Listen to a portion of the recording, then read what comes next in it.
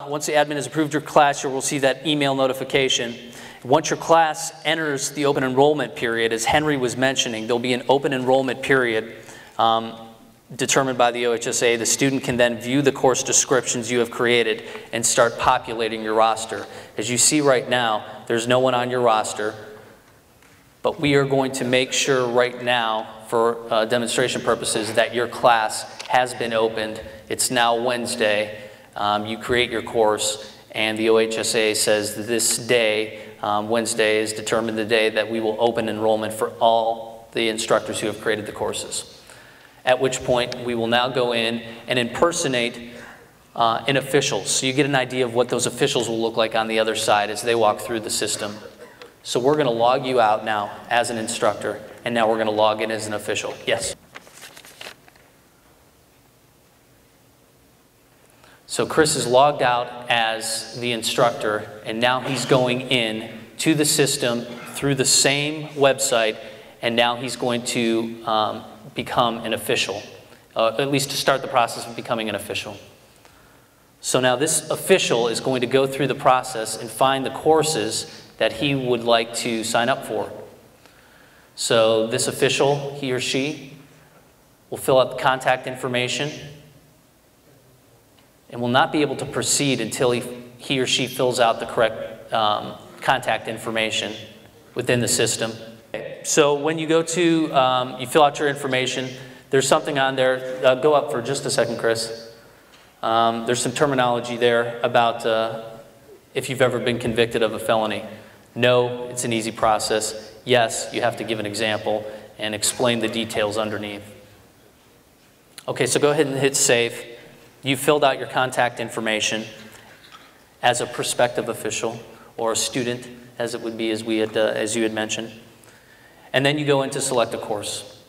And as you can see, the football course that was just created by Phil is now there and available. So as there's 20 different courses that you guys create on Wednesday, they will be able to see all of these, and they'll be able to see the name of the course, and they'll be able to see the fee of that course. And you can also view it. So let's go ahead and view the course taught by Phil, the price, the hours, and the description of the course underneath.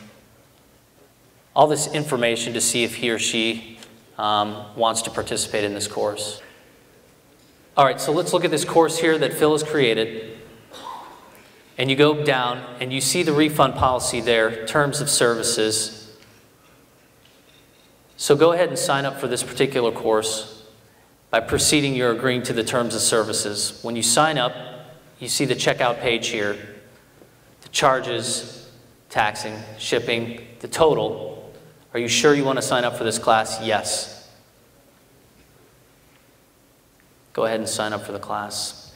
And this will be the receipt page, and this is something we're working on Monday with authorize.net to make sure that we process this information and they get a proper receipt and they'll be signed up for the class. So go back to the officials portal. For the purposes of the demonstration, a credit card transaction just went through a test system and came back immediately. But obviously, for the test, we're not going to be holding any money. We're working with our payment vendor, and they're going to come online for you guys on Monday, and so you guys are able to start opening classes on Wednesday. Correct. Okay, when you go to, important to note, now back as an instructor, should we log out, Chris, and go back to the instructor? Yes. Okay, so he's going to log out as an official, and now he's going to log back in as Phil as the instructor.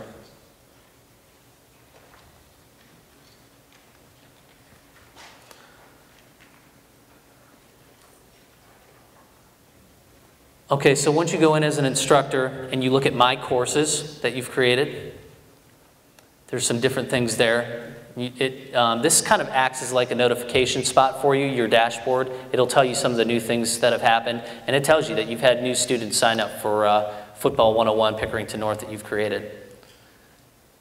You can go there, or you can go to My Courses on the left-hand side. or click on that and you'll see that Official 1 has signed up for your course. Email, all that kind of stuff. You view the course, and let's say at this point, this is all you're going to have in your class. You can go ahead and finalize your roster at that particular point in time. You'll be able to see that roster populating throughout the course of the enrollment period. Also, OHSAA will be viewing your roster as well, and I believe it's, we talked about 1 week prior to the beginning of class, they'll be able to determine how many supplies you need. I know that's something Henry mentioned.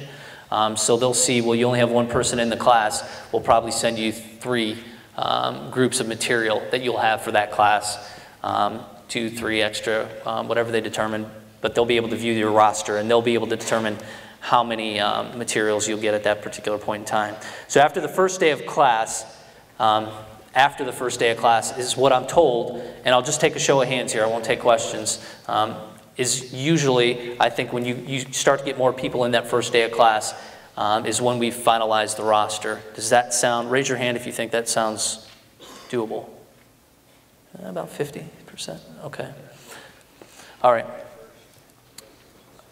So you take attendance is the next step, and you go to attendance for that class, and this person, you can either mark them attended or absent. Some important notes then when you're going through and taking attendance. You'll view the course, you get there. After you take attendance, you should hit save for that particular day, or save and next if you're keeping track of multiple days. Say it's the 3rd day of class, you haven't taken attendance for the first couple, you go through and hit save and next. The thing that you should probably do most often is hit save and next. Attend, second class, save, next page, so on and so forth. It'll take you to the next day of attendance, absent that particular day. And once you've taken attendance for all your meetings, you'll get to a point where you'll have the testing button on the top right-hand corner.